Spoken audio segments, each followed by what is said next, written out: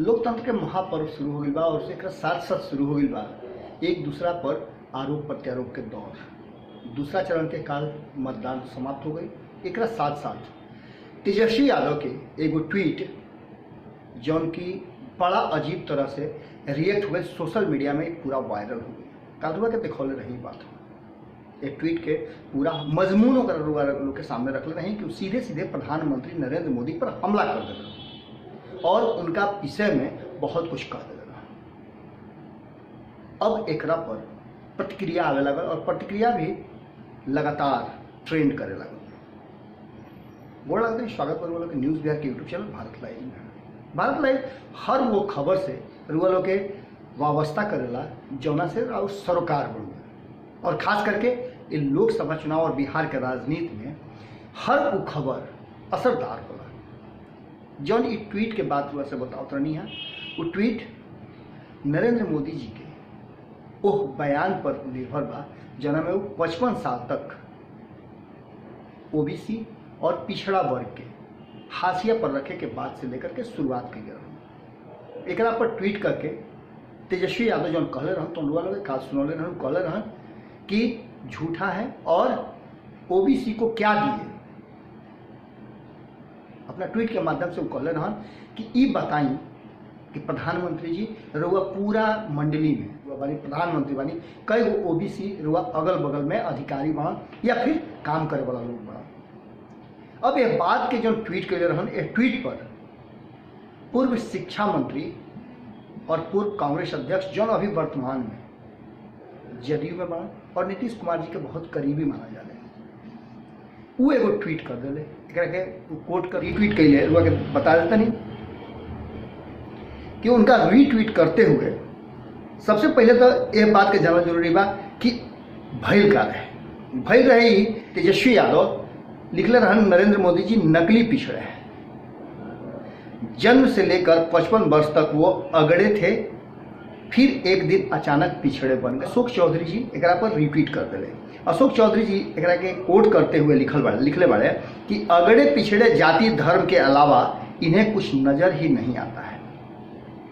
नीतीश कुमार जी के साथ रहकर भी विकास की राजनीति का ककहरा नहीं सीखे। हम लोग याद हुई कि वो बात कहले रही कि नीतीश कुमार जी तेजस्वी यादव के राजनीति सिखा दिले या राजनीति में पूरी तरह से स्थापित करवा दिले।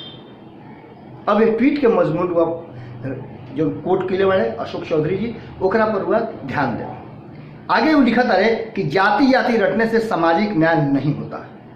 ये सामाजिक न्याय के प्रतीक हैं। 20 में एक अति पिछड़े को टिकट, क्या यही है आबादी के अनुसार हिस्सेदारी? और ट्वीट के जवाब में वो कोट करते हुए अपन ट्वीट के ले रहे हैं। अब एक ट्वीट के बाद जो आरजेडी के राष्ट्रीय अध्यक्ष जौन बड़े शैलेश मंडल उर्फ बुलो मंडल भागलपुर से कानून का वोट जौन बा वो ईवीएम में कैद हो गई बा। अब ईवीएम में कैद होला के बाद कल वो एकरा के अशोक चौधरी के ट्वीट के कोट करते हुए लिखा था तुम क्या चाहते हो, तुम्हारी तरह नीतीश जी के साथ जाकर पलटी मारना सीख ले। देखिए भाषा के जो अंतर हुए वो कहाँ जा रहा बा। शैलेश मंडल और बुलो मंडल जो लिखा था तो सुना रहा बनी। तुम क्या चाहते हो, तुम्हारी तरह नीतीश जी के साथ जाकर पलटी मारना सीख लें। जमीन घूमिए अशोक बाबू, आपके पिताजी ने कांग्रेस में रहकर जो इज्जत कमाई वो आपने खो दी। आपको क्या नहीं मिला, लेकिन लालच में दूध तेजस्वी जी की क्या होड़ करेंगे आप। उनका तात्पर्य हुआ समझाता नहीं कि उस तेजस्वी यादव के सामने अशोक चौधरी के खड़ा कर दिया। अशोक चौधरी पुरान राजनीति के बारे लंबा समय से उनका राजनीतिक इतिहास रहा बा।